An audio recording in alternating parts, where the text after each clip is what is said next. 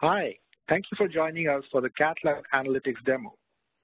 Foundation from HealthLevel is called the gold standard for cardiology data analytics and informatics by our customers. Let's take a look at the Cath Lab demo today, but before we start, a little context about HealthLevel. HealthLevel was founded with a vision to level the playing field so that we can be data-driven like Google, Amazon, or Netflix.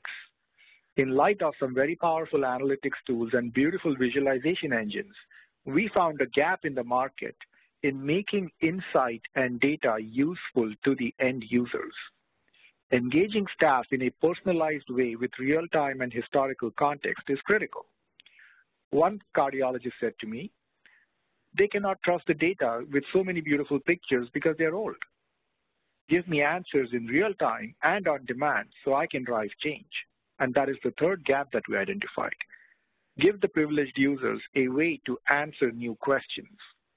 In the process of collecting and aggregating data, Foundations has turned into a true platform, collecting fine-grained information from CVIS, PACS, hemo systems, procedure logging, registries, claims, inventory data, and of course, a medical record system.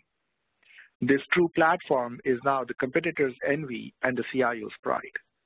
Let's take a look at Foundations in action. All I need is a browser, and I'm going to give you a demo in two parts. One is the overview and the progressive disclosure, and the second is a discovery engine.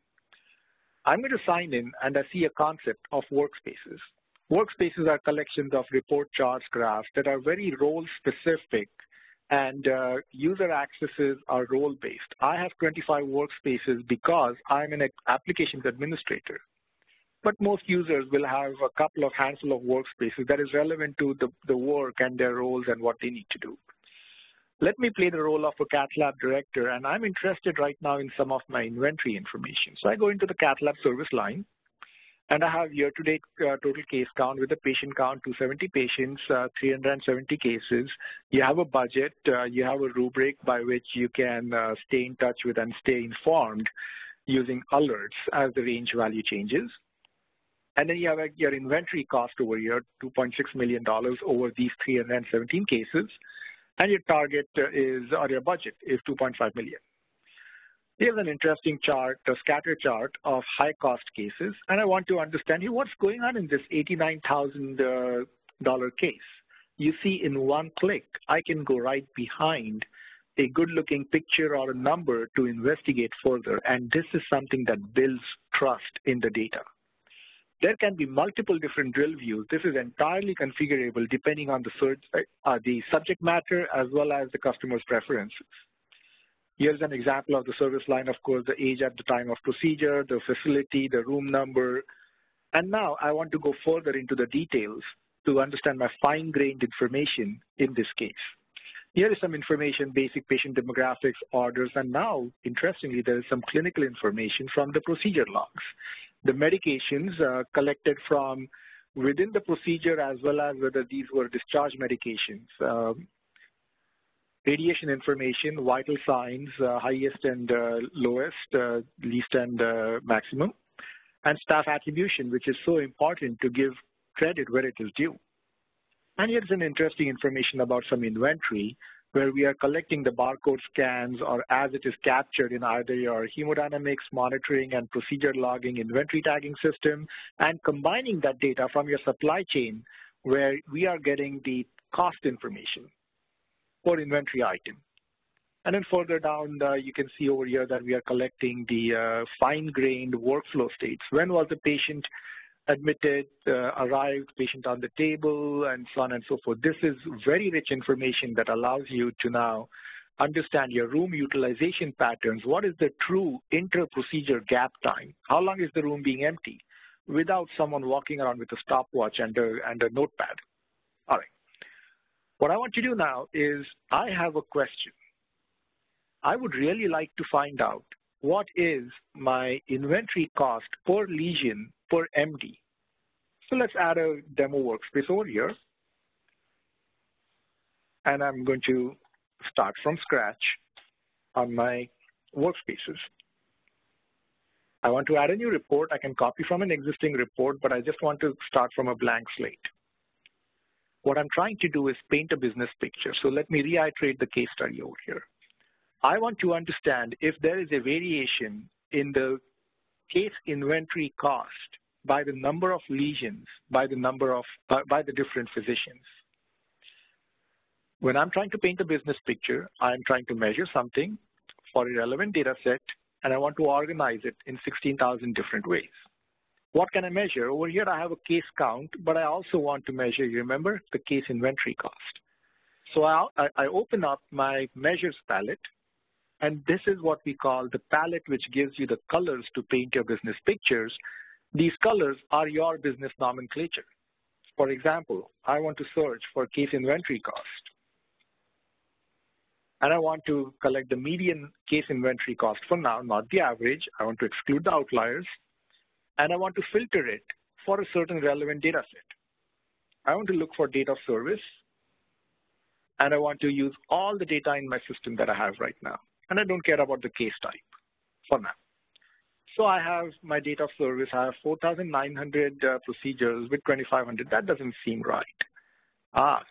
For lesions, I want to look for the case type as a filter. And I want to look only for the PCI cases. All right.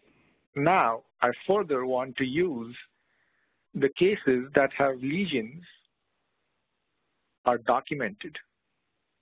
I am now filtering and making sure that I use only the correct data. And further, I want to organize this by the attending MD. And off I go.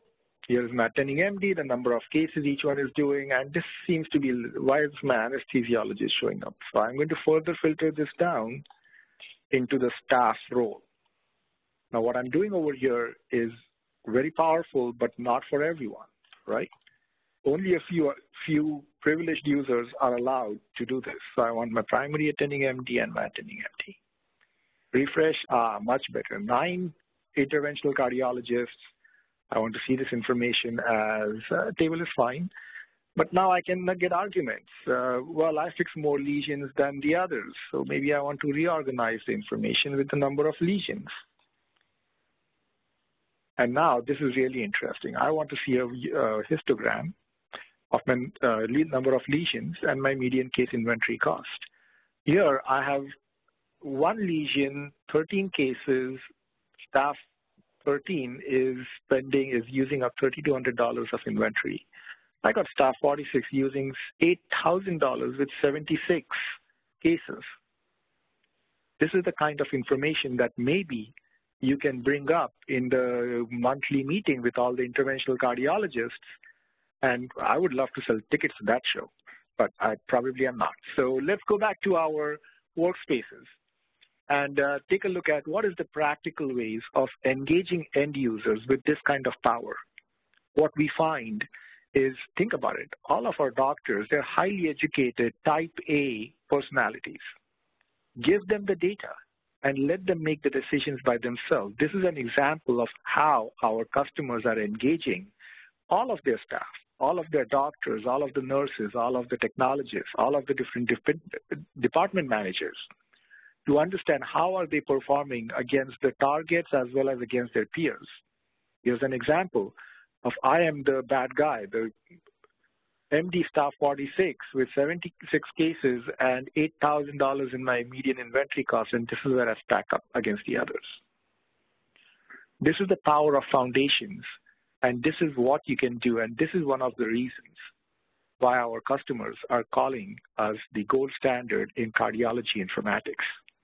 I want to thank you for your time today, and we hope to speak with you again soon. And if you have any questions, you know where to find us, www.healthlevel.com. Thank you so much.